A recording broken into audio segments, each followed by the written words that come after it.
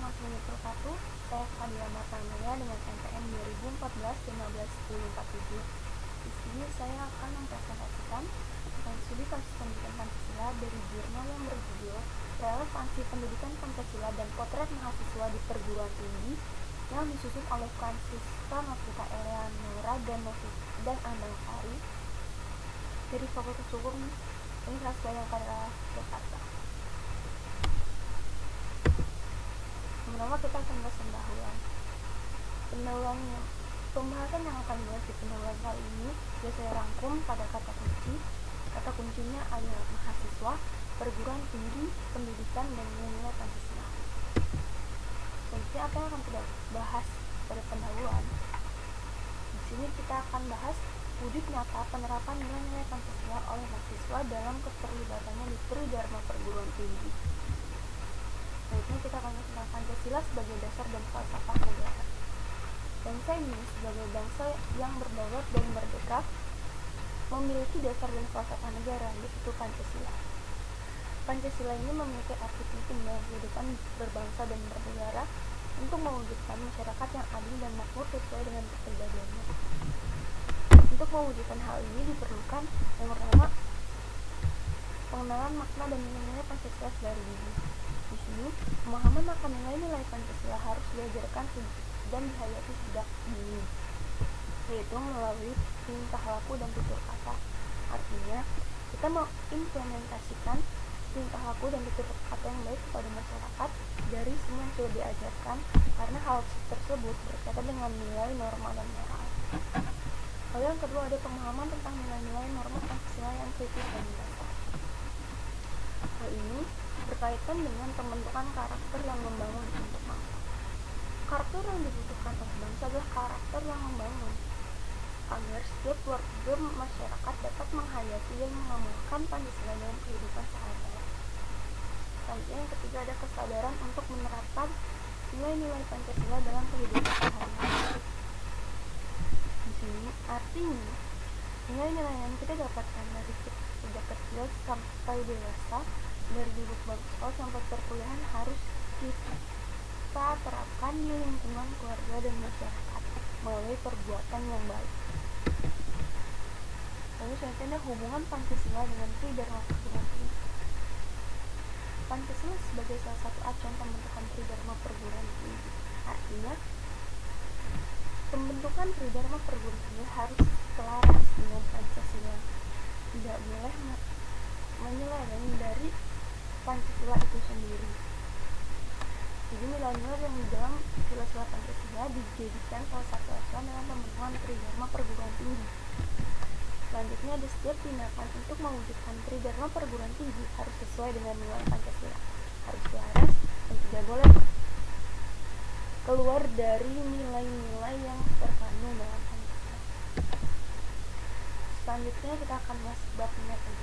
Metode sini menggunakan metode kepustakaan dengan kualitatif. Maksudnya adalah kita mengkaji buku-buku atau literatur yang berkaitan dengan penelitian ini.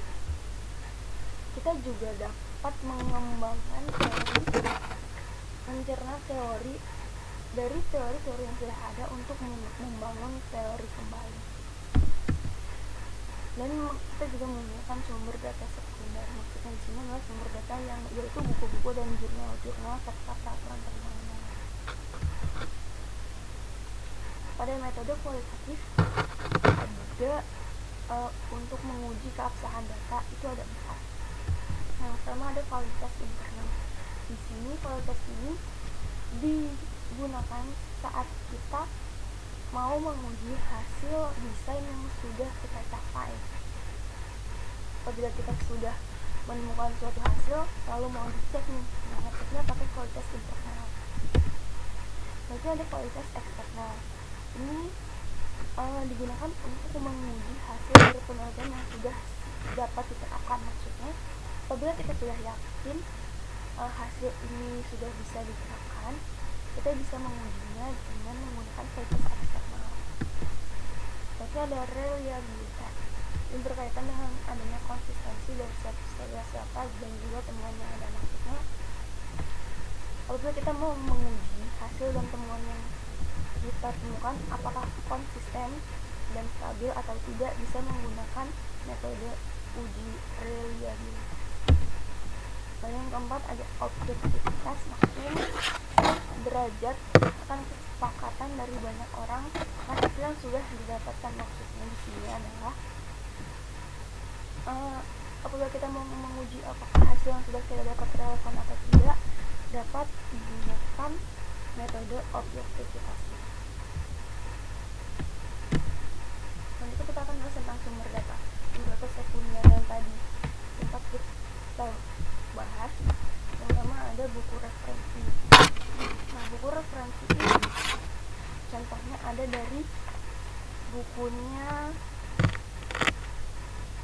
Endang, Daruni, dan Asdi pada tahun 2003 yang berjudul Manusia Seutuhnya dalam Moral Pancasila yang diterbitkan oleh Pustaka Raja di Yogyakarta. Lalu selanjutnya ada jurnal. Jurnal ini contoh yang kita pakai ada jurnal dari Fuji pada tahun 2017 yang berjudul Menjaga Eksistensi Pancasila dan Penerapannya bagi Masyarakat di Era Globalisasi. Kita memakai Jurnal Pancasila dan Kewarganegaraan volume 2 halaman 50 sampai 60. Jadi ada peraturan undang-undang. Sini kita memakai peraturan undang-undang nomor 2 tahun 1989 tentang sistem pendidikan nasional. Lalu kita akan menuju hasil dan pembahasan. Yang pertama akan kita bahas adalah pentingnya pendidikan Pancasila. Yang pertama, pendidikan Pancasila sangat penting untuk kita pelajari. Hal ini berkenaan dengan pembentukan moral kita sebagai warga negara dalam menjalankan kehidupan berbangsa dan bernegara. Pentingnya pendidikan Pancasila ini dibagi menjadi 3 aspek. Yang pertama ada pentingnya pendidikan Pancasila dalam hal kemampuan. Di sini artinya Pancasila membantu mengembangkan kemampuan masyarakat dalam kegiatan bermasyarakat. Maksudnya, mahasiswa sebagai masyarakat harus mampu untuk bisa berkegiatan bersama masyarakat yang lain. Jadi kita tuh harus bisa menyebarkan ilmu yang sudah kita dapat di kuliah agar bisa diterapkan di kehidupan masyarakat. Yang kedua ada pentingnya pendidikan Pancasila dalam aspek kepribadian, yaitu Pancasila membentuk kepribadian yang bermoral sesuai nilai-nilai luhur bangsa Indonesia.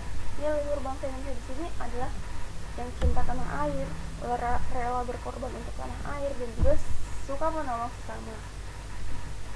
Lalu yang ketiga ada wawasan. Wawasan ini maksudnya Pancasila memberikan wawasan kepada kita tentang kehidupan berbangsa dan negara. Jadi kita tahu nih bagaimana sih cara menjadi warga negara Indonesia yang baik dan benar melalui pendidikan Pancasila. Mahasiswa sebagai pilar bangsa harus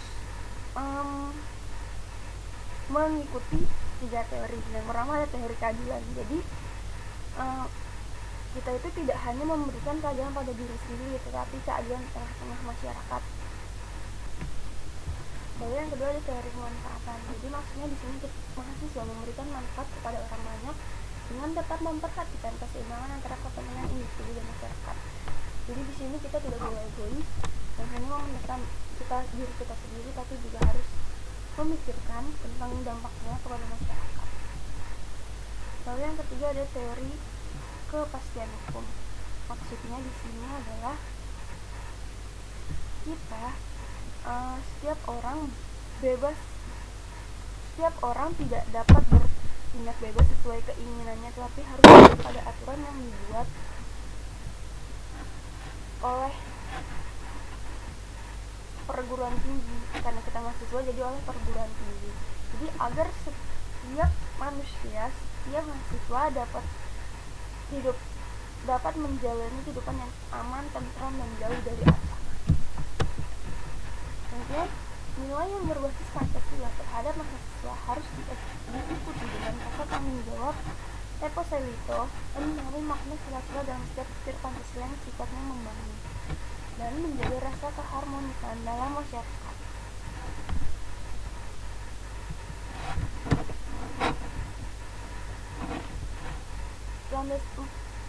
Pendidikan Pancasila ini mempunyai landasan, yaitu ada 4 landasan. Landasan yang pertama ada landasan yang historis, yang artinya landasan yang ditinjau dari perjalanan sejarah sebuah bangsa dalam menciptakan atau mengembangkan sebuah kebijakan, paham, dan atau ideologi. Jadi di sini setiap sila-sila yang terdapat dalam Pancasila sebelum dilakukan perumusan terlebih dulu disahkan sebagai suatu dasar negara yang historis atau sebagai dasar negara yang mempunyai sejarah. Yang kedua ada landasan yang kultural. Ini maksudnya landasan yang menekankan kepada nilai-nilai kebudayaan bangsa, yaitu suatu kultur budaya yang menjadi jati diri bangsa. Jadi nilai-nilai yang terkandung dalam Pancasila ini merupakan satu karya dari bangsa Indonesia yang dimiliki oleh dan melalui hasil dari proses para pendiri suatu negara secara refleksi dari filsuf. Jadi ada landasan yang yuridis. Jadi pendidikan Pancasila ini mempunyai landasan, yaitu Undang-Undang Nomor 2 Tahun 1989, yaitu tentang sistem pendidikan nasional. Jadi di Undang-Undang Nomor 2 ini di pasal 39 memiliki isi yang menyatakan bahwa setiap jalur atau jenjang pendidikan harus mencantumkan dan memuat pendidikan Pancasila, pendidikan agama, serta pendidikan keluarga negaraan. Terus ada landasan yang filosofis. Maksudnya di sini adalah landasan yang menggambarkan dia menggambarkan kehidupan, kesadaran, cita-cita, serta suatu kebatinan secara falsafah. Maksudnya di sini kita sebagai makhluk Tuhan yang esa harus menjalankan kehidupan kita sesuai dengan peraturan agama yang kita anut. Jadi di setiap aspek kehidupan, misalnya hukum, politik, ekonomi, sosial dan budaya, peradaban, keamanan, pasti melibatkan ketuhanan yang Maha Esa. Lalu selanjutnya ada dimensi yang dimiliki Pancasila sebagai nilai-nilai kehidupan. Di sini maksudnya Pancasila sebagai nilai kehidupan memiliki dimensi yang menaunginya, dan itu ada 3. Yang pertama ada dimensi idealis. Dimensi idealis di sini maksudnya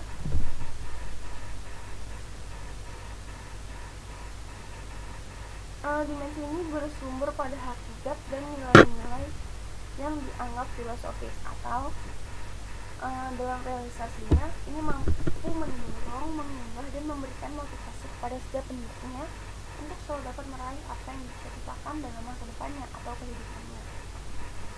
Lalu yang kedua dimensi yang normatif. Di sini maksudnya Pancasila dalam kehidupan itu dapat mengikat dan mewajibkan untuk menjalankannya sebagai bagian dari pedoman hidup bangsa. Jadi Pancasila dimensi yang normatif ini maksudnya Pancasila itu sebagai aturan dan acuan dalam kita melakukan kehidupan berbangsa dan bangsa.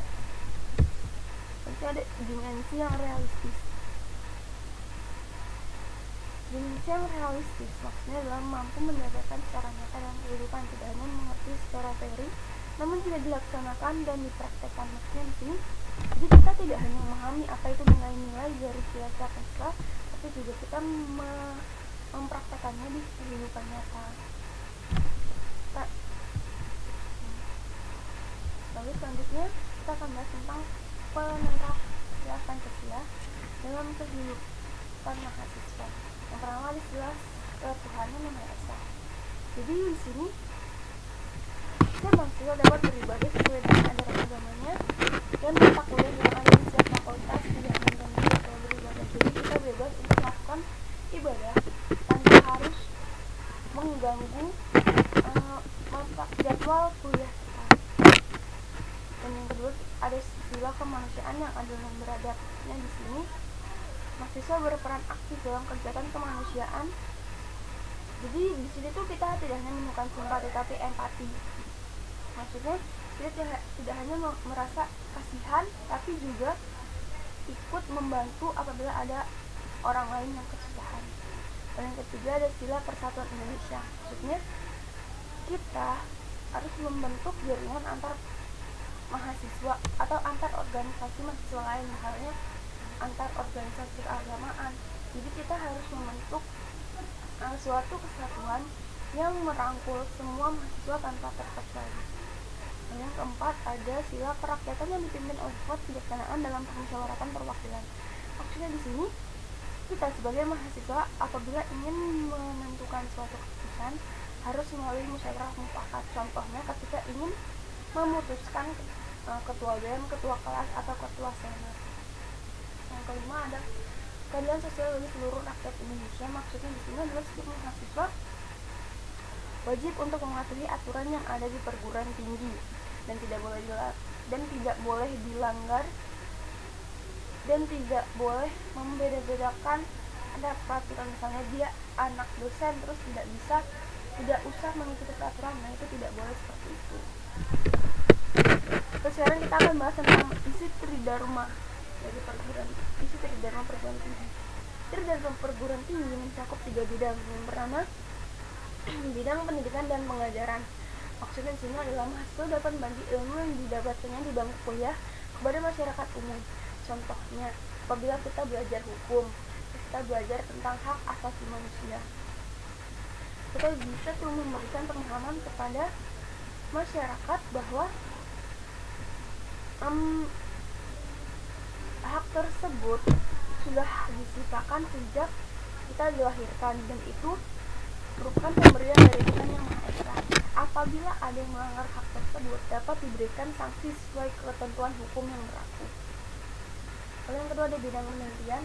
Di sini mahasiswa dapat ikut serta dan terlibat dalam penelitian yang dilakukan dosen. Jadi sebagai seorang dosen itu dosen mempunyai keharusan untuk melakukan penelitian, lalu dipublikasikan artikelnya ke jurnal nasional atau jurnal internasional. Nah di sini dosen dapat melibatkan mahasiswa untuk agar mahasiswa mengetahui tahap-tahap pembuatan proposal atau jurnal penelitian, sehingga mahasiswa dapat mengembangkan teori dan konsep yang ada. Lalu yang kedua bidang pengabdian kepada masyarakat. Di sini masyarakat ikut mengabdikan dirinya, maksudnya mahasiswa ikut mengabdikan dirinya kepada masyarakat. Jadi di sini biasanya dalam melakukan pengabdian tersebut ada desa yang sudah sering diberikan kerjasama. Jadi masyarakatnya ketika diberikan penyuluhan atau pelayanan secara rutin, mereka tidak dapat menerima karena biasanya sudah sering mendapatkan penyuluhan. Tapi ada juga desa yang benar-benar tidak tahu apa lagi yang akan kita berikan pada penyuluhan yang akan. Lalu kita sampai pada bab kesimpulan. Kesimpulan dari presentasi atau jurnal kali ini ada 2. Yang pertama adalah relevansi nilai-nilai dalam Pancasila sebagai falsafah negara Indonesia tercermin di perguruan tinggi dalam Tridharma perguruan tinggi. Ini sesuai dengan pendidikan karakter, yaitu keimanan dan ketakwaan, bertanggung jawab, kedisiplinan, kejujuran, persatuan, dan saling menghormati, serta toleransi. Wujud nyatanya mahasiswa ikut berperan aktif dalam kegiatan Tridharma perguruan tinggi dengan mengimplementasikan dalam kehidupan masyarakat dan mengembangkan ilmu pengetahuan. Lalu yang kedua ada pengembangan Tridharma perguruan tinggi merupakan potret mahasiswa dalam berkontribusi secara nyata harus dilaksanakan secara rutin. Jadi nantinya mahasiswa dapat menemukan jati diri dan sesungguhnya dan dapat belajar untuk dunia kerja yang akan datang. Yang terakhir saya memberikan referensi yang disepakati oleh Elean Nora Friska Nafisa dan Sari Anang pada tahun 2019 yang berjudul Relevansi Pendidikan Pancasila dan Potret Mahasiswa di Perguruan Tinggi. Ini termasuk jurnal Sisik Hukum volume 4 halaman 122 sampai 129. Sekian presentasi dari saya. Mohon maaf apabila banyak kekurangan.